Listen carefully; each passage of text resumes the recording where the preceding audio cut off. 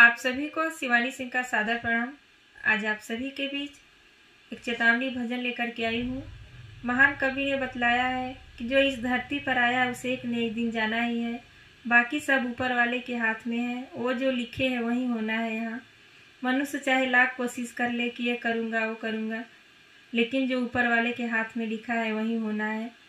तो जीवात्मा जब शरीर से निकल कर बाहर जाती है तो क्या कह रही है, आइए इस भजन के माध्यम से सुनते हैं। बहुत ही दर्द भरा भजन है। आप सभी लोग एक बार जरूर सुनिए और लाइक सब्सक्राइब शेयर करिए और कमेंट करिए कि हमारा ये भजन आप लोग कैसा लगा। डोली लेके पिया द्वार पे